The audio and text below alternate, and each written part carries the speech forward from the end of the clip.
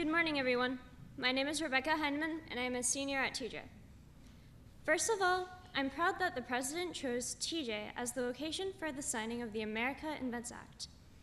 He could have signed it anywhere. Instead, the arguably most powerful person in the world chose to visit our high school. This is a super exciting and interesting time for all of us, especially since many of us have or will have connections to the United States Patent and Trademark Office. As a patent holder myself, I find this bill extremely important.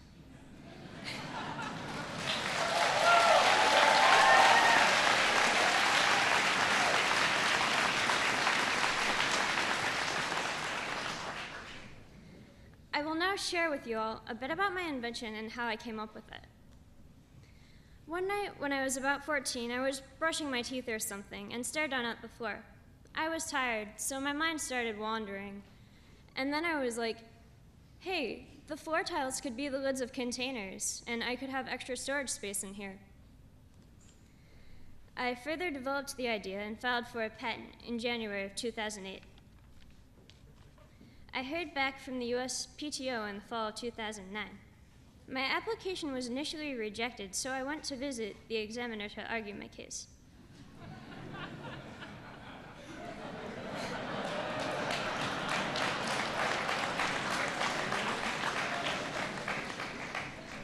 When I entered the building, security didn't know what to do with me because I was too young to have a government ID. In the end, I was able to convince the examiner and was awarded my first patent on June 1st, 2010.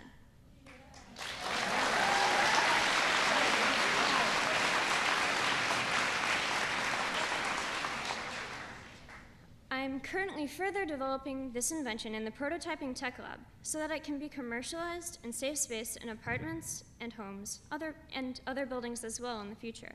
While I'm proud of my accomplishment, my passion for innovation is not unique at Thomas Jefferson. Everyone here is full of ideas and has the capability to move those ideas out of their heads and into the real world. I'm excited that we'll be able to take advantage of the important changes being made to modernize the patent law. Please join me now in welcoming the President of the United States, Barack Obama.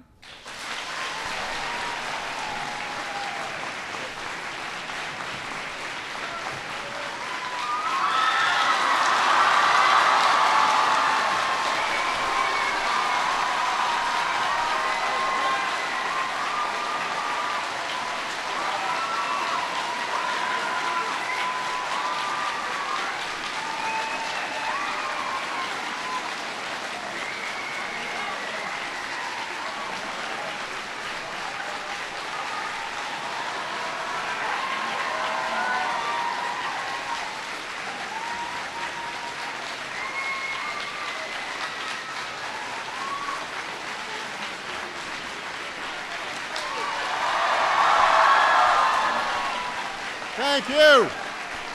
Thank you so much, everybody. Please have a seat. I am thrilled to be here at Thomas Jefferson High School for Science and Technology. And thank you so much for the wonderful welcome. I want to thank Rebecca for the unbelievable introduction. Give Rebecca a big hand.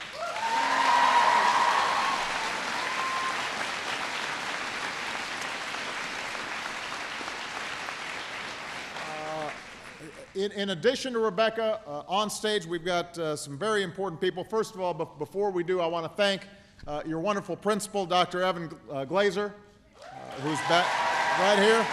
Stand up, Evan. Hey.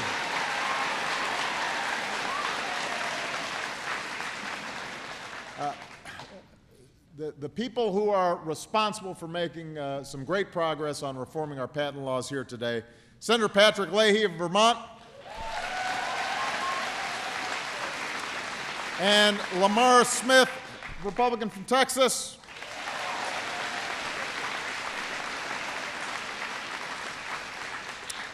And in addition, we've got Representative Bob Goodlatte, Representative Jim Moran, Representative Melvin Watt are all here.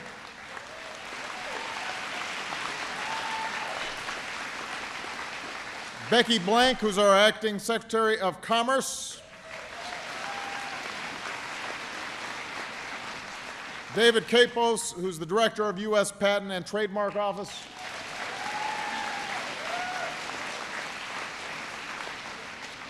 And we've got some extraordinary business leaders here. Luis Foreman, CEO of Eventus. Jessica Matthews, CEO of Uncharted Play.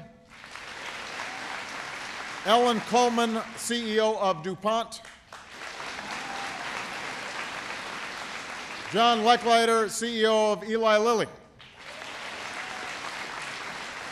And we've got another outstanding student, Karishma Popley, your classmate.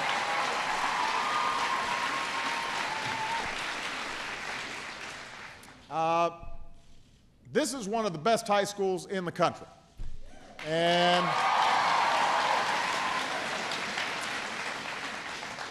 as you can see, it's filled with some pretty impressive students. I have to say, when I was a freshman in high school, none of my work was patent-worthy.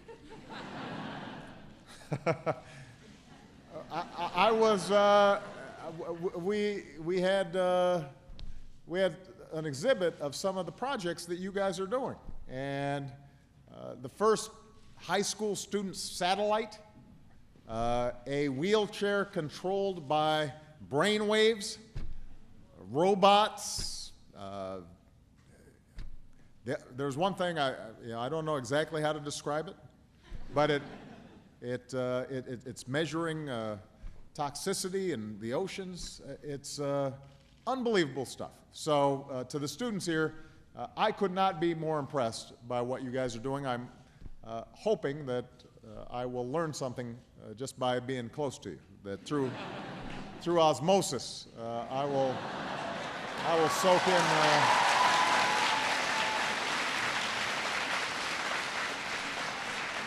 I'll soak in some knowledge. I already feel smarter just standing here. One president who would have loved this school is the person that it's named after, Thomas Jefferson. He was a pretty good inventor himself. And he also happened to be the first American to oversee our country's patent process. And that's why we're here today. When Thomas Edison filed his patent for the phonograph, his application was approved in just 7 weeks. And these days, that process is taking an average of 3 years. Over the last decade, patent applications have nearly tripled. And because the Patent Office doesn't have the resources to deal with all of them, right now there are about 700,000 applications that haven't even been opened yet. Now, these are jobs and businesses of the future just waiting to be created. The CEOs who are represented here today, all of them are running companies that were based on creativity and invention and the ability to commercialize good ideas. And somewhere in that stack of applications could be the next technological breakthrough, the next miracle drug, the next idea that will launch the next Fortune 500 company. And somewhere in this country, maybe in this room, is the next Thomas Edison or Steve Jobs, just waiting for a chance to turn their idea into a new, thriving business. So we can't afford to drag our feet any longer. Not at a time when we should be doing everything we can to create good middle-class jobs that put Americans back to work. And we have always succeeded because we have been the most dynamic, innovative economy in the world. That has to be encouraged. That has to be continued. We have to do everything we can to encourage the entrepreneurial spirit wherever we find it. And we should be helping American companies compete and sell their products all over the world. We should be making it easier and faster to turn new ideas into new jobs and new businesses. And we should knock down any barriers that stand in the way. Because if we're going to create jobs now and in the future, we're going to have to outbuild and out-educate and out-innovate every other country on earth. We've got a lot of competition out there.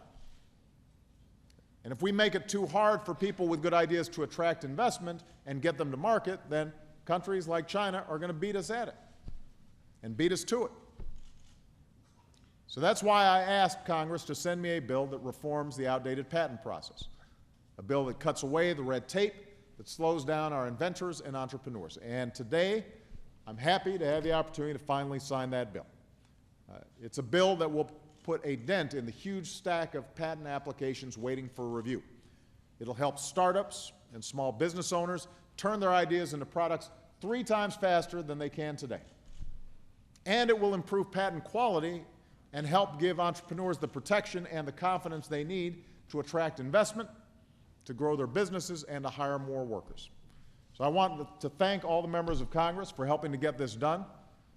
I especially want to thank Patrick Leahy and Lamar Smith, who led the process in a bipartisan way in the House and in the Senate. I have to take this opportunity, while I've got some members of Congress here, to say I've got another bill that I want them to get passed to help the economy right away. It's called the American Jobs Act.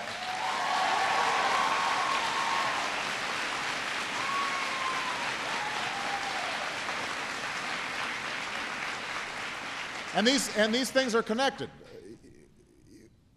This change in our patent laws is part of our agenda for making us competitive over the long term. But we've also got a short-term economic crisis, a set of challenges that we have to deal with right now. And what the American Jobs Act does is it puts more people back to work and it puts more money into the pockets of working Americans. And everything in the proposal, everything in the American Jobs Act is the kind of proposal that's been supported by Democrats and Republicans in the past. Everything in it will be paid for, and you can read the plan for yourselves during all the free time that you guys have here at Thomas Jefferson on whitehouse.gov. I want Congress to pass this jobs bill right away. Let me give you an example of why this is relevant. We're surrounded today by outstanding teachers, men and women who prepare our young people to compete in a global economy. If Congress passes this jobs bill, then we can get thousands of teachers all across the country who've been laid off because of difficulties at the state and local level with their budgets. We can get them back to work, back in the classroom. This jobs bill will put unemployed construction workers back to work, rebuilding our schools and our roads and our bridges. And it will give tax credits to companies that hire our veterans. Because if you serve our country, you shouldn't have to worry about finding a job when you get home. It connects the long-term unemployed to temporary work to keep their skills sharp while they're looking for a job. And it gives thousands of young people the hope of a job next summer. And it will cut taxes for every middle-class family and small business owner in America. And if you're a small business owner that hires more workers and raises salaries, you get an extra tax credit. It won't add to the deficit. And we'll pay for it by following the same rules that every family follows. Spend money on things you need, cut back on things you don't. And we'll make sure that everybody pays their fair share, including those of us who've been incredibly fortunate and blessed in this country. So this bill answers the urgent need to create jobs right away. But, as I said, we can't stop there. We have to look further down the road and build an economy that lasts into the future. And that's going to depend on the talents of young people like you. An economy that creates good middle-class jobs that pay well and offer families a sense of security. And we live in a world that is changing so rapidly. Companies like the ones represented here today, they can set up shop anywhere where there's an internet connection. And if we want startups here, and if we want established companies like a DuPont or Eli Lilly to continue to make products here and hire here, then we're going to have to be able to compete with any other country around the world. So this patent bill will encourage that innovation, but there are other steps that we can take. Today, for example, my administration is announcing a new center that will help companies reduce the time and cost of developing life-saving drugs. When scientists and researchers at the National Institutes of Health discover a new cure or breakthrough, we're going to make it easier for startup companies to sell those products to the people who need them. We got more than 100 universities and companies to agree that they'll work together to bring more inventions to market as fast as possible. And we're also developing a strategy to create jobs in biotechnology, which has tremendous promise for health, clean energy, and the environment. Now, to help this country compete for new jobs and businesses, we also need to invest in basic research and technology.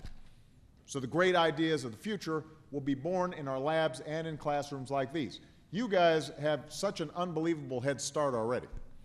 But as you go to MIT and Caltech and UVA and wherever else you guys are going to go, what you're going to find is that the further you get along in your pursuits, the more you're going to be reliant on research grants, and governments are always played a critical role in financing the basic research that then leads to all sorts of inventions. So we're going to have to make sure that we're continuing to invest in basic research so you can do the work that you're capable of and still pay the rent, which is important. You will find out.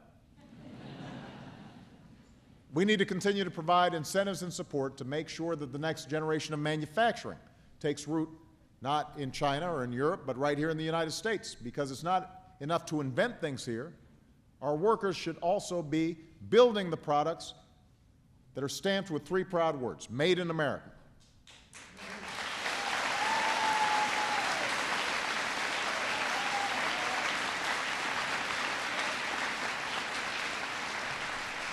And if we want companies to hire our workers, we need to make sure we give every American the skills and education that they need to compete. We've got to have more schools like Thomas Jefferson.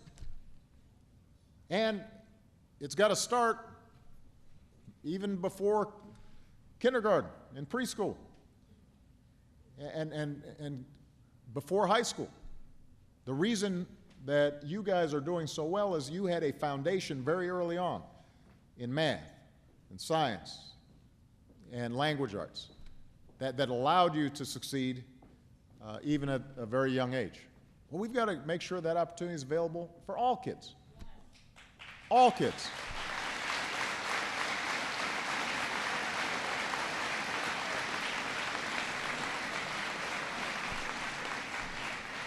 Including this little guy right here with the hair. Right.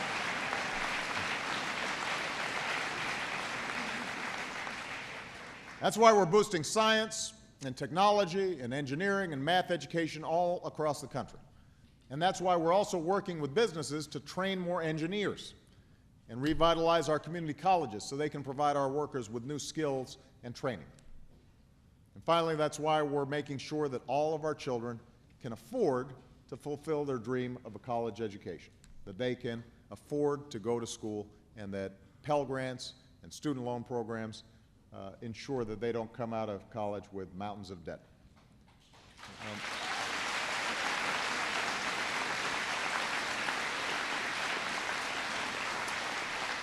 So this is the economy we need to build, one where innovation is encouraged, education is a national mission, and new jobs and businesses take root right here in America. So that's the long-term project. We still have a short-term agenda, and that is putting people to work right now. We've got to do everything we can to get this economy growing faster in the short term. That's why I'm asking members of Congress to meet their responsibilities. Send me the American Jobs Act right away.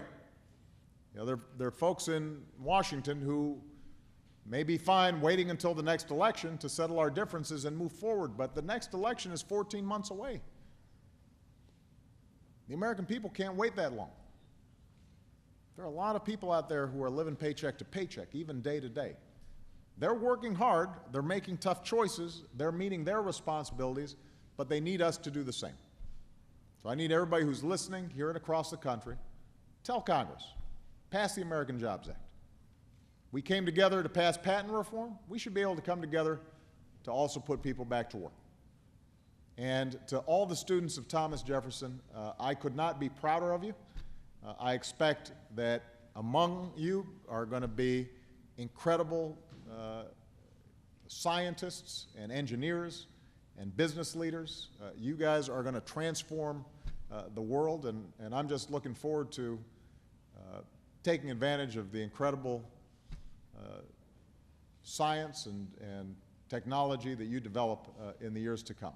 You guys are our future, and whenever I see what young people like you are doing, I know that America's future is going to be bright. Thank you so much, everybody. God bless you. God bless the United States of America.